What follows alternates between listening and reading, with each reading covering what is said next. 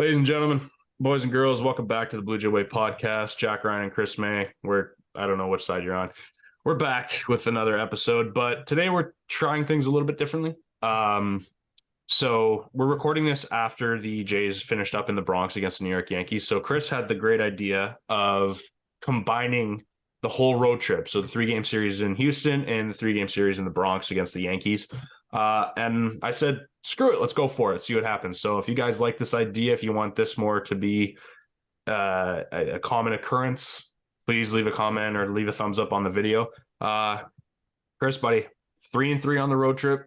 Not exactly ideal where the Jays want to be right now, but there were some positives, good takeaways, and there were some bads. A lot up and down. I mean, what else can you say?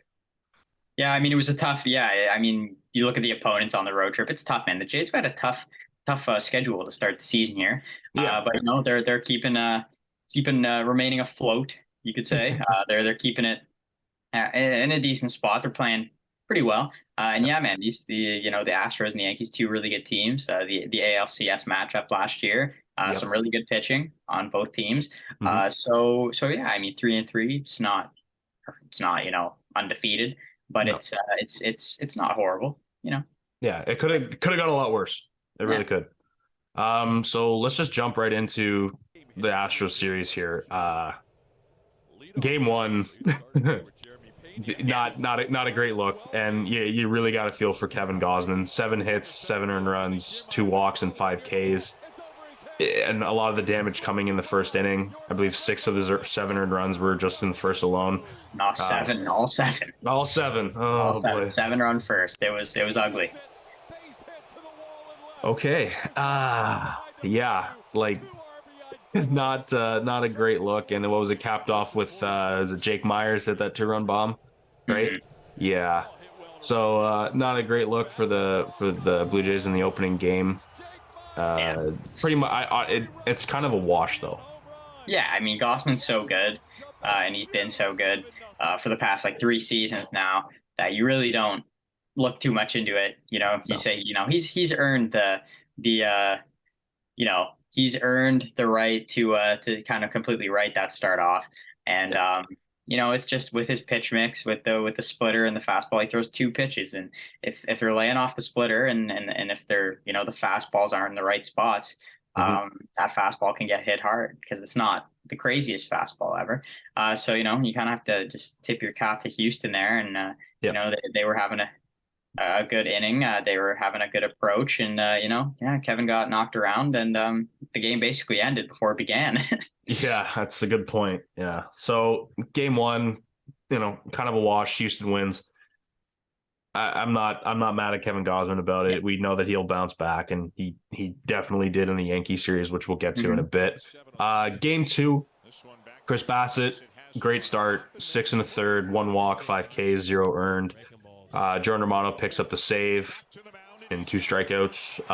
Vladdy and Chapman go not back to back, but back out to back. Yeah, both to the opposite way as well. They weren't pulled over the train tracks there and left. So the Jays supplying a lot of opposite field power this year. It's nice to see. Bo Bichette picked up an RBI with a walk. Whit Merrifield, flying so under the radar, went 2 for 4. He's on that point, I think it's 18 game on base streak or 16 game on base streak, something like that. He's in the double digits, so it's quite nice to see the fact that he's returned to Kansas City with Merrifield for him. Granted, he's not hitting leadoff or in the top 4, but with this lineup, who's to say, why would you? Yeah, no, Witt's a good hitter. He's always been a good hitter, and yeah, I think he's just continuing to show that he's a good hitter. Yeah. So game 2, Jays win, nice bounce back, and then game 3. So I was at a loss. I was at a loss for words. We're referring, of course, to the top of the 8th inning when Whit Merrifield drove in. I believe it was Alejandro Kirk with an RBI double. And then he was on second base, and then a few batters go by, and the Jays have the bases loaded. And Chris, take it away. So the Jays were down 2-1. They had the bases loaded, nobody out, in the top of the eighth. And to be, to explain what happened is they just didn't get the job done. They had the top of the order coming up. Not a single run came across to score from that moment on. Um, George Springer lined one right to Alex Bregman at third. That's kind of tough. Um, you know, just kind of unlucky. Yeah. But then Bo Bichette strikes out and Vladdy flies out to end the inning. To me, this is where this game ended. You have an opportunity like that, you don't bring any runs across. That's killer. Obviously, Yeah. things unraveled after that, but I don't think that mattered too much. I think that once that opportunity comes and goes, you're not going to win that game. Yeah. Um, and I think it was kind of a tough week for hitting with runners in scoring position. Obviously, in the Yankee series, um, you know, they did win 2 out of 3 games, Yeah. and put up more offense. But these are the types of relievers and situations you're going to be in, and you're going to have to take advantage of if you want to go deep in the playoffs. Brian Yeah. Abreu, who is in for the Astros, is a guy you're going to see in the playoffs if you end up matching up against the Houston Astros. It's early in the season. They're going to have more time to get comfortable in the box and to have more time to get acclimated to good pitching like that. But Yeah. um, that was a tough inning to watch. Yeah. You would like to see at least the time run come in, score, and then hopefully you can take the lead. Yeah. But it didn't happen. Did not happen, and then the bullpen just completely collapsed on itself. I was kind of surprised. I was talking with a couple buddies, Nick and Owen. Boys, we love you. Thanks for being a constant couple viewers on the pod. We love you. But yeah, Eric Swanson not coming in the top of the or bottom of the eighth when you're only down by a run doesn't make a lot of sense to me. It's the whole purpose why they brought him over from Seattle in the trade for Teoscar Hernandez.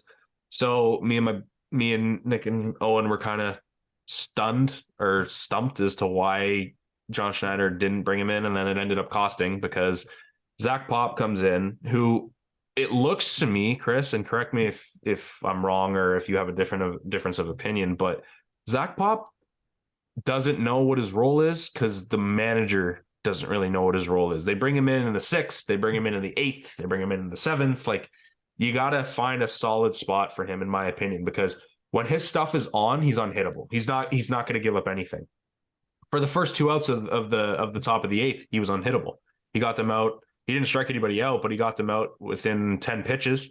And then after that, it's 3 hits, a walk. And then Adam Simber comes in the ball game and gives up a 3-run home run to Jeremy Pena. And one of the runs is charged to Zach Pop. Yeah. I mean, the bullpen is still not set, and that's not really good.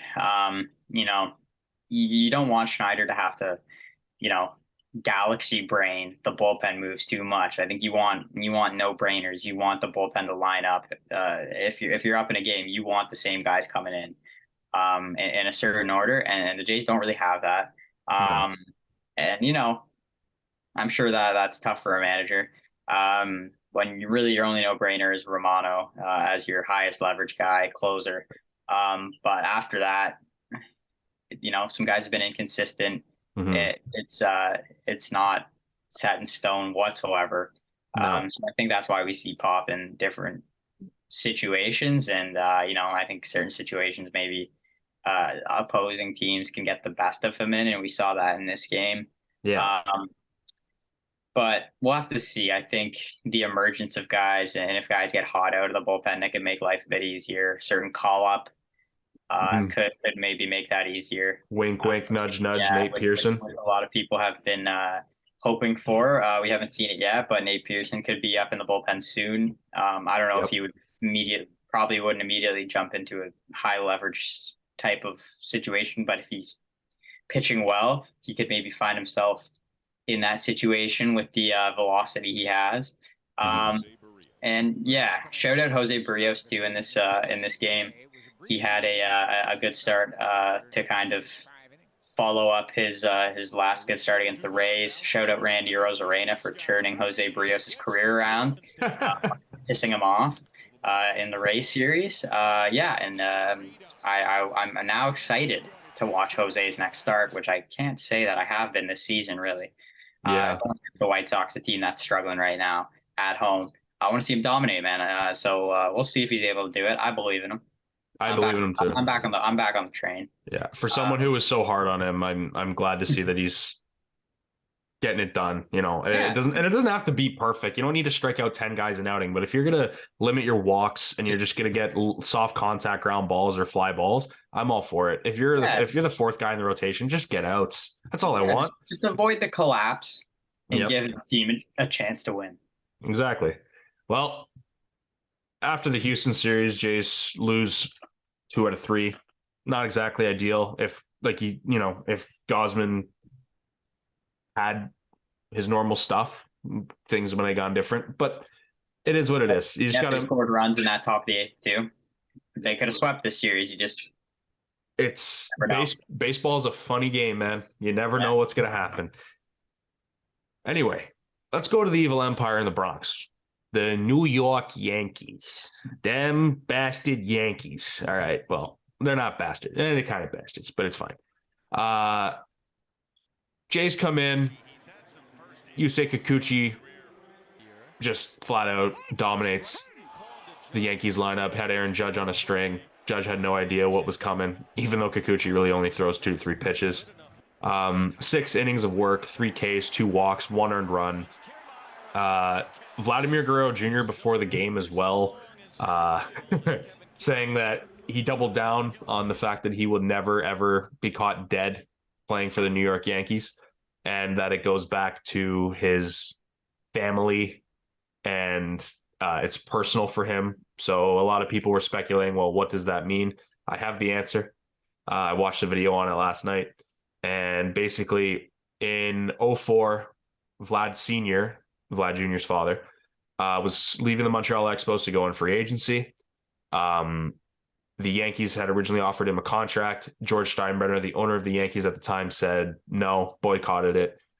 Vlad Sr. eventually goes on to sign with the Angels, and the Yankees bring in Gary Sheffield as the guy that they wanted to target. Age disparity there, though. Sheffield at the time was 35. Vlad Sr. was 29. So, what's going to happen? Well, I'll tell you what happened. Vlad Sr. goes on to win the MVP in 2005. And guess who the runner-up was, Chris? Gary Sheffield.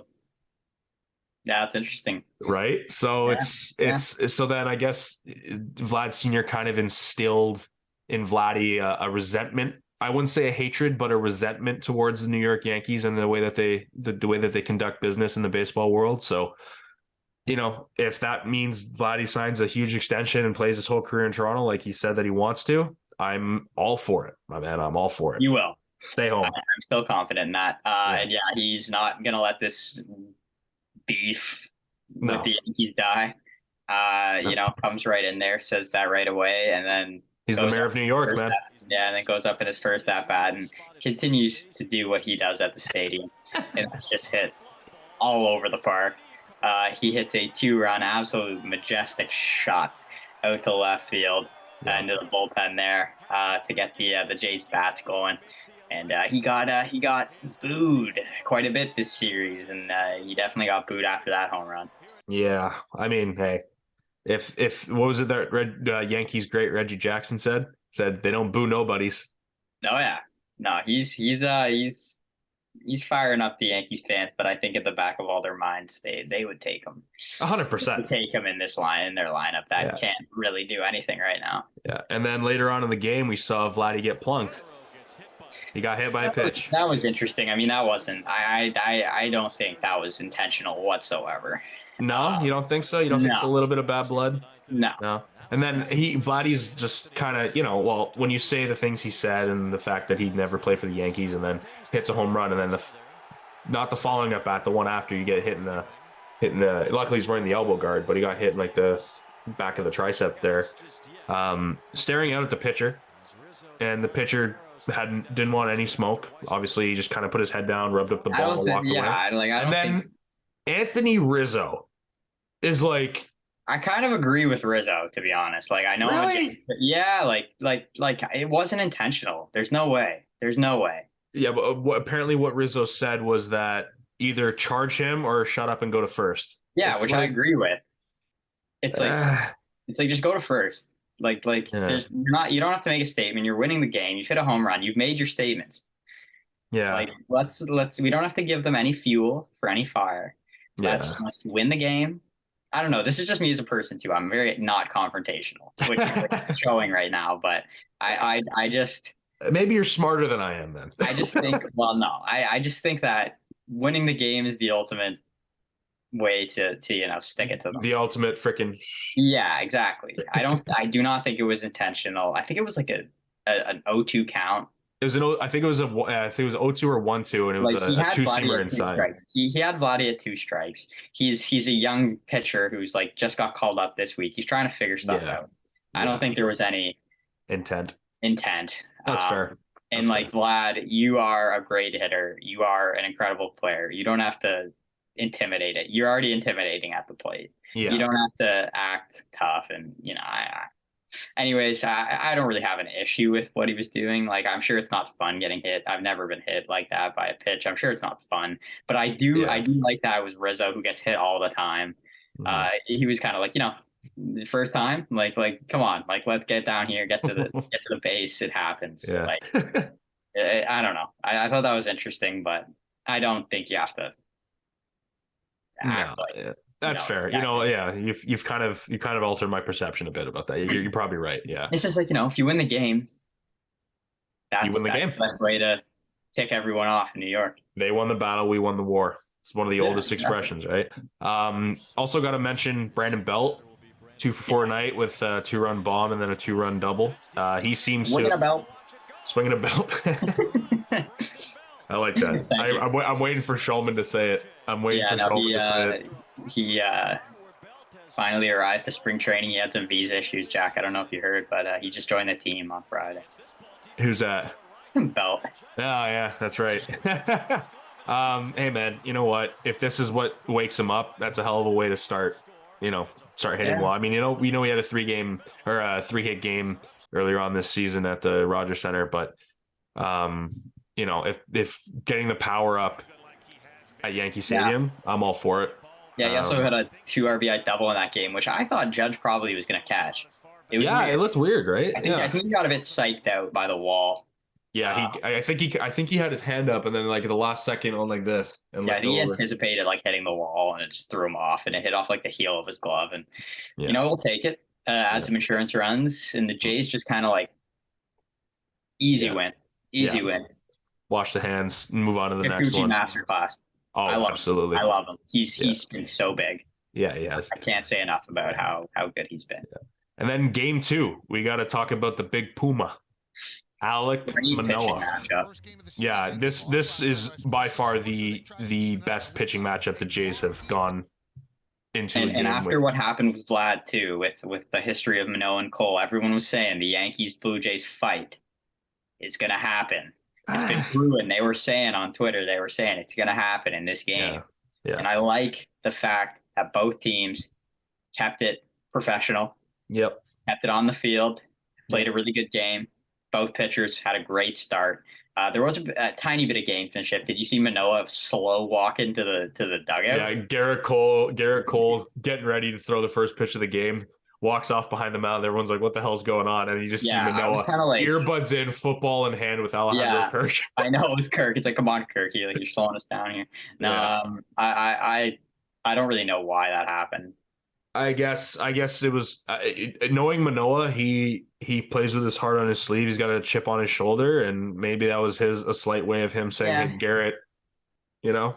I mean, again, this is just me as a person, but like, why are you giving Garrett Cole any reason to get fired up? Like, he's Yeah, literally unhittable right now. Like, well, not As a- unhittable, but he's like one of the best pitchers in baseball. Like, you don't have to fire him up right No. before he throws his and first pitch. he hadn't given up a home run and didn't give up a home run in that Yeah, start which is all pretty year. impressive from him. Yeah, considering he led the league last year in home Yeah. runs given up. So Yeah, again, it's just like Manoah just pitch well, dude.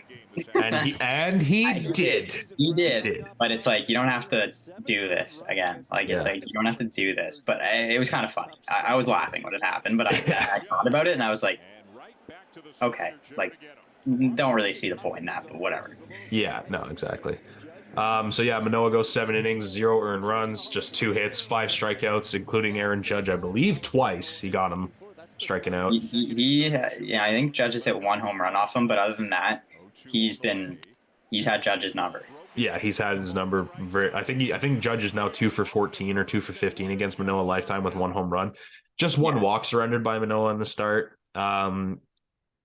It was a great bounce back, and I think that him going into Yankee Stadium, facing that team, facing that pitcher head to head that he has beef with, that is the Randy Rosarena Jose Barrios thing where the fire's lit under Manoah's ass and he's going to go out and compete the rest of the year. I think he really figured out his issues with his delivery. Yeah, he looked a lot smoother. His mechanics looked a lot better. And did you notice he wasn't rushing the pitch clock? He was letting it get down to 2-1 and then he would go. Yeah.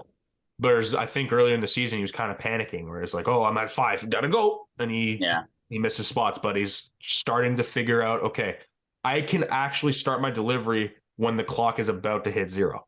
Because technically it's not at 0 yet, right? So I think that helped him a lot. The fire was lit under his ass. But then, the Jays in the 8th, Jimmy Garcia gives up 2 earned runs on 2 hits. I believe, was it a home run he gave up? Yeah, Anthony Volpe. It was kind of, it's kind of a cool moment. Yeah, good for the kid. He earned the right to be the shortstop, and he's hitting leadoff for the Yankees. Good for him. Give him his roses. But yeah, Jays... it was after a great pitching duel like that, it was tough. I thought that's how the game would end. I thought it would be a storybook night for Volpe, and he would have his big moment. But the game was not over, Jack. The game did not end there. Danny Jansen steps up. Danny Spectacles. Danny Four Eyes. Four-Eyed Jano. Yeah, as our boy Evan loves to call him. He comes up with a huge pinch hit 2-run home run to tie the game in the top of the 9th. The jankiest swing I've ever seen in my life. He had no business hitting that ball out. I know. That ball was on his shoelaces. Yeah. But Danny Jensen's weird that way, man. He could just throw the club at the barrel at it, and it'll go. He's got power. Yeah. So after that, I was rejuvenated. I was like, okay, there's no way the Jays are losing this now. And then the bullpen again. And, fair enough. Jordan Romano, they're relying on him heavily a lot to start the year like they did last year. And he's not going to be perfect every single time. And it showed in this game. Through 1 inning, he gave up 3 hits and walked the guy. Bases were loaded. The Jays actually brought Whit Merrifield in to be their 5th infielder. They brought him in from left, and then they spread out Varsho and Springer. And somehow, DJ LeMahieu still hit the ball through the left side of the infield for a walk-off. I know. It's like it's so funny. Like, if that ball was like 2 feet to the right, Bo could have flagged it down, gone home, gone to first. He had a double play. It's just, but, kind of like we were saying, if you're in a situation with bases loaded, nobody out, you expect to score a run. I know I watched that inning. I was expecting a loss. I actually was guaranteeing a loss in that situation. As soon as that ball got under Chapman's glove and rolled past Bo, I was like, okay, this game's over. Yeah, I was like, there's no way. Kiner made a nice play going to third on that ball. That was smart. Yeah. Yeah, and that was kind of when, it's like you got to run around third, less than 2 outs. Yeah, you got to run around. I think it was second, third, no out, or 2 outs, or 1 out, or something. I can't remember. It was a cluster, and then Romano walked. I believe I want to say it was Willie Calhoun. Willie Calhoun, that's right. Guy who has a career average of 210, but whatever. And then LeMahieu came in and pinch hit. But you know what? The fact that they battled back kills the Jays, and he actually had a really good series. LeMahieu was one of the only guys who could hit on. And here's a thing that kind of annoyed me in that game too. Kevin Biggio comes in, he's got to move the runners over with a bunt. And Chris, you mentioned in our group chat, and it was pretty funny. You said, just like his swing, he hits it up in the air. I was like, why do you have an uppercut on your bunt? Yeah. Yeah, I don't get it. I'm like, dude, your only job in that situation is to just Get it down. And you never go like this. You're supposed to get on top of it and put it down. You're not supposed to bunt at the ball. You're supposed to go on top of the ball. They teach you that from the beginning. But I digress. Ball gets popped up. The win gets taken out of the Jays' offensive sails, and then the loss. So I mean, what I would have done to have Varsho at the plate in that situation. The king of bunting, that Mr. guy, Fundamental. Mr. Fundamental is right. Anyway, yeah, I hope whoever it is, Louis Rivera, whatever's out with Cavan working on that, because that can't happen. Especially a guy who, whose role has diminished into a guy who comes off the bench and a guy who bunts. Just happy to be here, coach. Just happy to be here, coach. A guy who's going to sacrifice himself in situations like that. Yep. But hey, you know what? 1-1 at this point. And then you go into game 3. And man, oh man, did Kevin Gausman ever respond from that awful start in Houston? He comes in and it was a pitching duel again. Clark Schmidt, I'll give him all the credit in the world. He comes in with a 8.35 ERA and just diced up the Blue Jays hitters for 6 innings or 5.5 innings, whatever the hell it was. And then Kevin Gausman's like, "Okay, kid, I see what you're doing. I'm gonna do you one better here." He comes in, 7 innings pitched, just 3 hits, doesn't walk a soul, and strikes out 11. He's the second Blue Jays pitcher in history to go into Yankee Stadium and strike out 11. You know who the other one was? The Doc? No, it wasn't even Halladay. It was Roger the Rocket Clemens in '97. And I think that was, what was that, his first of his 2 seasons with the Jays when he won the Cy Young? Familiar with Yankee Stadium. Yeah, exactly. So he's only the second Jays pitcher to do that, which is insane. That's great. Yeah, no, I mean, that splitter, holy shit. He had it dancing, man. Is that a pitch? And I was saying this too, man. The Yankees, they're injured. They're very banged up. Dude, they cannot hit right now. They are lifeless on offense. Other than LeMahieu. Yeah. Which Rizzo a little bit. Chris, I've been saying this. If you hold Aaron Judge in check, they're fucked. They're not going to do anything. Well, the Yankees go where Aaron Judge goes. If Aaron Judge is hitting, that lineup is scary. The captain. Aaron Judge is in it and he's hitting. If Aaron Judge is scuffling, which he is right now, I think he's like 5 for his last 35 with like 14 strikeouts. Yeah. It's makes that lineup right now, especially without Stanton in there. And Donaldson in there. It makes that lineup pretty standard. Yeah. Pretty obsolete. It's a lot of role players and a lot of young guys. I like what the Yankees did this offseason, signing Rodon. That's a big pickup, but man, I really think they could have used some help on offense. Has he not been? He's also injured still. Yeah. Rodon's still injured. I don't think pitching is their weakness. No, well, dude, if you think about it like this, they'd be 9-13 if Garrett Cole didn't exist. Yeah, realistically, because he's 5-0. He's been their best player this season. Or no, he's not 5-0. He got the no decision. Yeah, he's 4-0. Anyway, So Gausman deserves credit because the lineup isn't good and they're young. It's okay, but it wasn't good yesterday. And he exposed a lot of these young hitters with a pitch they've probably never seen anything like before in the minor league. No, exactly. And then it was a pitcher's duel up until when did the Jays score their first run? It was in the 6th inning. And then the mayor of New York returns. Yeah, after a Volpier, his first error of the season, it was a bit of a tough play, tough bounce. Yep. A play that probably should be made, but you'll take it. That was so that got Bo on base. Mm-hmm. And then Vladdy Guerrero Jr.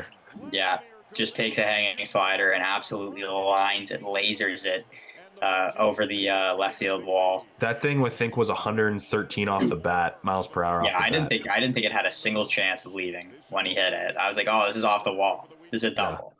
And just sailed fence and then ball. Yeah, just sailed into the first couple of rows there. Yeah. And then this was something I was really happy to see is Dalton Varsho going deep to the short porch to the second deck over there. Yeah. I just thought, he could do some damage in this series with the dimensions in this park. Yeah. And Schmidt this season has been getting rocked by lefties. So Yeah. I had a feeling that it was going to have to be a lefty that would have to, Mm-hmm. do some damage against him yesterday when he Yeah. had his good stuff. Yeah. And yeah, that was And it. they end That up, was a good sign from Barsha. That was an absolute and, rocket. That and they thing go left. back to back. Yeah. That's it. Yeah. And then Danny Jansen adds a run. yeah, Danny Jansen hot, adds a Danny. run.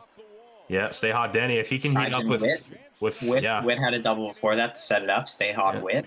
Oh, Jansen drove in 2 actually. Yeah, Yeah, he did. drove in 2. Yeah, I think it was a 2-run double, I believe, because I think it was like a was single or a 2-run single, something like that. But yeah, if the Jays 2 catchers, Kirk and Danny, can heat up on the sticks, this lineup is deadly. It's probably the best in the board. I mean, I saw some signs of life, for sure. Like after the Rays series and the Astros series, I was a little concerned. They were struggling on offense. There weren't many hits coming with runners in scoring position. Mm-hmm.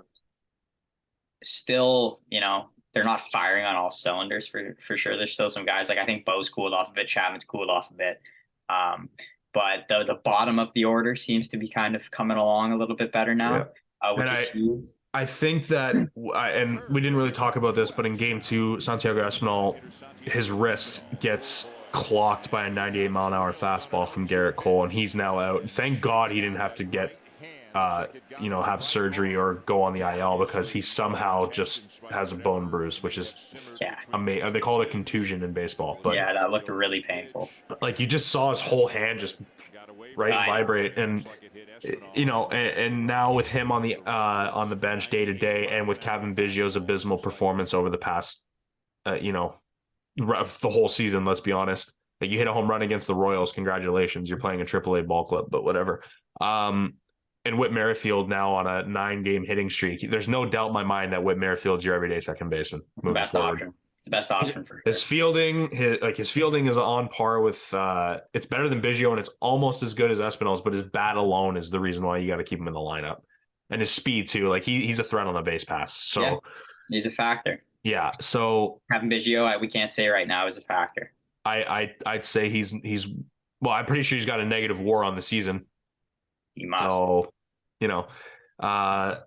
at this point, moving forward, I think the Jays go with Whit Merrifield at second base every day.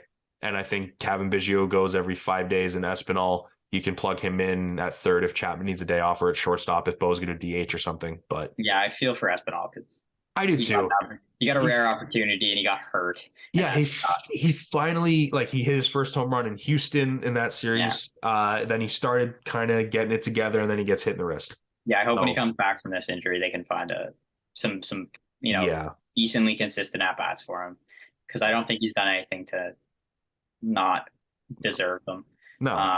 Whereas Cavan, he's done more harm than good. Against a particular righty, you can start Cavan at second, move Witt to left field, and kind of work that. Well, they're gonna have to do that a lot because I wouldn't. Yeah, I wouldn't be screaming like why is he in the lineup? No. Again, you know what? Start him against the weaker teams. Start him against the Athletics, against the Nationals, so he can still get his at bats. But then the rest of the lineup can kind of just carry the load. You know what I mean? You can also showcase him. Yeah, when you trade him to one of those teams for a reliever. I like the way you think, man. Yeah, but all in all, Jays go 3-3 on the road trip, but hand the Yankees their first series loss of the year in their house. Feels very yeah. It just the Fred VanVleet celebration, carrying his balls around. Probably should have swept them. Oh, it definitely should have. But hey, that's baseball. Yeah. So they come home tonight. They take on the White Sox. Lance Lynn going up against Chris Bassett. First pitch, I believe, is at 7:07. The White Sox stink. The White Sox are stinking. So I'm expecting another series win. Yeah. Chris, I forgot to mention this to you. I'll let all of you guys know. I am going to the game on Saturday this weekend. I have seats right above the dugout. I'm going with my lovely girlfriend, Kat, and our 2 friends, Dan and Allie. I will be shooting some footage from the game. So next podcast episode, I will be putting it on the on the timeline, but also I'll probably be posting some stories on the Instagram account, and also probably making some posts. So we'll get They're playing the going. Mariners. They're playing the Mariners. Yeah, Nice. It's the second game, so I'm not going to be there for the standing ovation for Teoscar's return. That's However, I still will stand up and give him an applause when I'm at the game. You can give him. He'll get another one that day too. Yeah. It's going to be cool. I'll take a bunch of video of the new amenities, because also Chris and I are going to be at the game the following weekend when they take on the Braves on May 12th. So fired up. Oh, dude, it's going to be great. Yeah. I'm excited to see the Braves. Get some glizzies in us. Oh, yeah. I'm trying that poutine dog. That's what I'm going to try. Yeah. First thing I'm getting there. Yeah, I'll take it. To get out there. And I saw that. I heard about that series on the radio. Yeah. And I was like, oh, I need to see the Braves. I need to see Acuna and the boys. That's going to be. I didn't even think about that. Yeah, Ronald Acuna Jr. That's going to be cool to see in person, man. Yeah, I love that guy. He's so fucking good. Yeah, Matt Olson, Sean Murphy, they're loaded. So yeah, that's going to be a fun game. Potential World Series matchup. Who knows? Yeah, who knows? Yeah. Anyway, Chris, we're running out of time here. So, guys, if you like the video, if you like us, if you like baseball, if you like the Blue Jays, if you like whatever, leave us a thumbs up, comment. We'll get to it if you guys comment. Like, share, and subscribe. Also, if you're listening on Spotify, we love you there as well. Share the podcast with anyone you want. Send it to your worst enemy. If they hate the Jays, send it to them, and then just don't tell them anything. Just let them listen. Especially if they're Yankees fans. Shout out to Matt Bonomi. We love you, buddy. Anyway, for Chris May, I've been Jack Ryan. This has been another episode of the Blue Jay Way podcast. Take it easy, guys. See ya.